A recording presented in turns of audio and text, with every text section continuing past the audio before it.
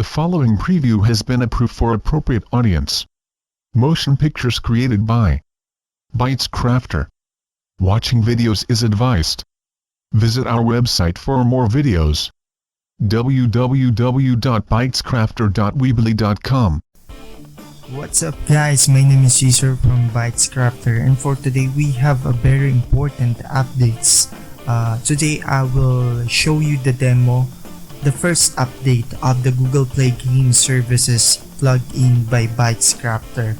So the main objective of this plugin is, for example, when you are a mobile developer, so the greatest obstacle of a developer is designing the gameplay at the same time coding or scripting the network script.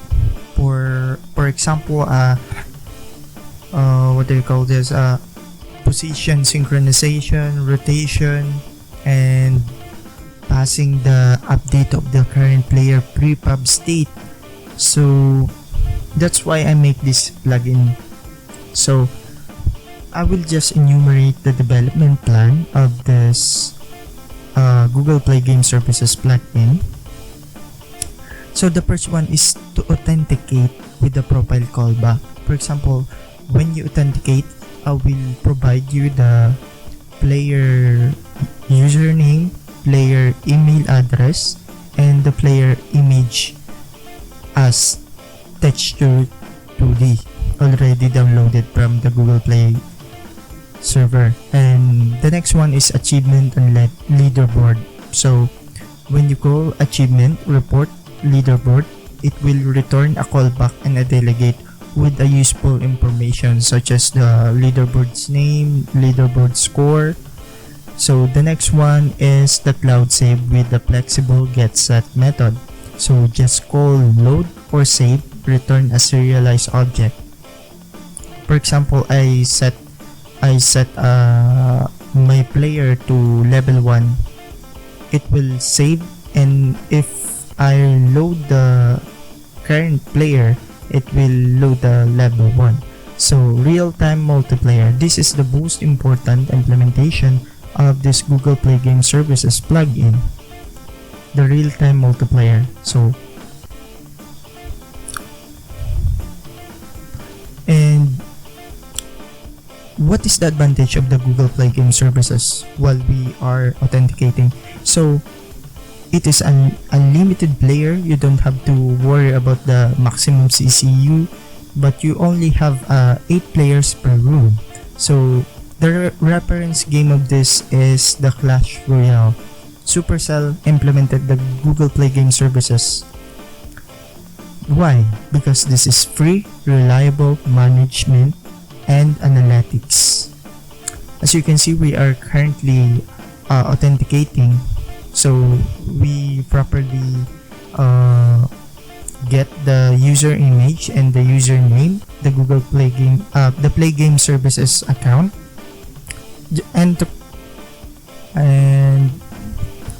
so as you can see, I press the get play stat. You can also get the player statistics. For example, you want to know the player, if the player has a possibility to buy in-app purchases. So maybe you should script that if this current player has higher purchases, I will show him a model window about my in-app. So now we are on the cloud save. For example, I will set a string and an integer, a floating point, and a boolean to false. So please take note of that value. I autosave, and as you can see, we are also have a debug window. That debug string is accessible on the plugin. For example, you are currently debugging your game, you can access that to know what is the current problem. Now if I auto load this, possibly the value, so the value of the local save will be synced as the cloud save. And you can also use the manual save, which will use the default UI of the Google Play Games Services. and the manual load, which is also show the default UI. So that's it. Let's go back to main menu and let's go to the resources, which you can unlock achievement, increment achievement, report score leaderboard, and load score leaderboard. You can also show as you can see, I am now unlock achievement, attach achievement from the Google Play Game Services. I do not know is if the current achievement, incremental achievement, is already unlocked. That's why it is not showing anything. So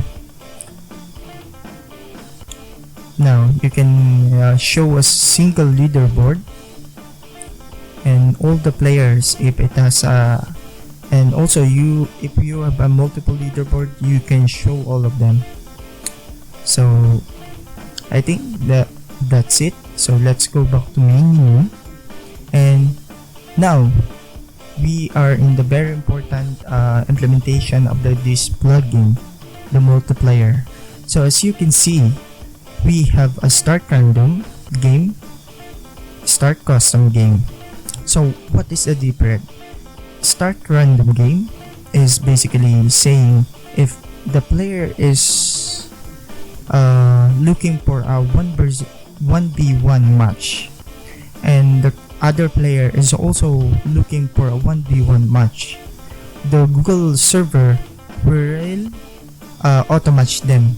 So as you can see, we have 4 types: 1v1, 2v2, 3v3, and 4v4, because Google Play Game Services have a maximum of 8 players per room. So, and then you can also accept and decline. For example, I also made a delegate or a callback, a required callback that will hold the message. If, for example, the player A invite me, you can say if invite is not equal to null, so show a modal window about the current invites, the player name invites, and the player username. So as you can see, if I press the custom game, the custom game is a default UI using the default UI of the play games. These are the previous players that I have played with. So I can also show invites by showing default UI of the play games. So I think that's it. So maybe you're so excited to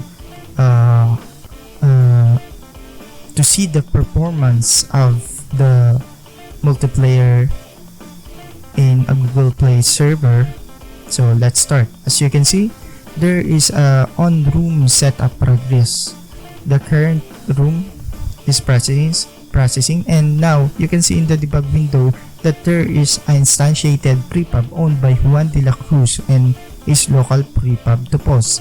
By the way, I also make a network identity. Just to know, you don't have to set that. I will set that. The Google Play Game Services plugin will set that. What you need to do is to get if that network identity, or I name it a view identity, is local prepub. If it is local on the device. If it is not, it is equal to false, as you can see.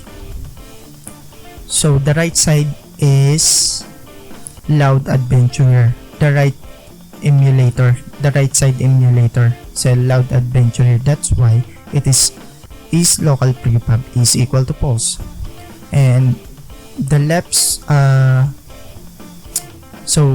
I think let's try to move the object just by dragging the mouse down.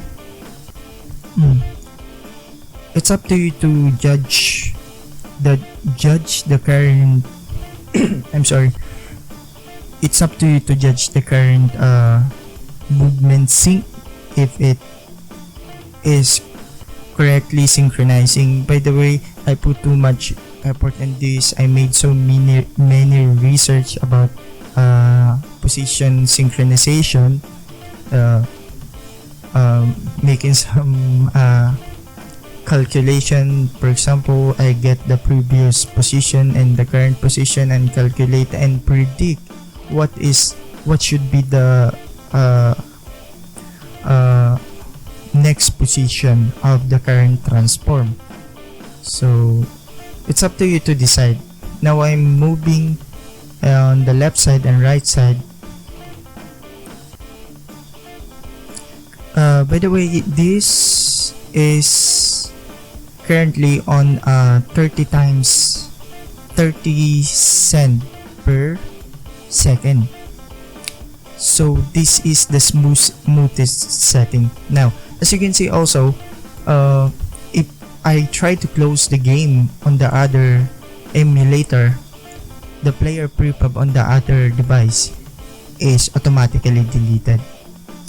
So that's why the main objective of this plugin is to minimize the workload of a developer on the network side. So I think that's it. So if you have any comments or suggestion, please leave that below. And if you like this video, please leave a like. And if you don't like, you can press that dislike button. But what I am asking you is to please subscribe for more updates. So this is only the first update of the Google Play Game Services plugin, emphasizing the real-time multiplayer of the Google server. And by the way guys, if you want to donate, you can support me in PayPal. My email address is bitescrafter, the name of this channel, at gmail.com. And guys, thank you for watching, and please share this video, and have a nice day.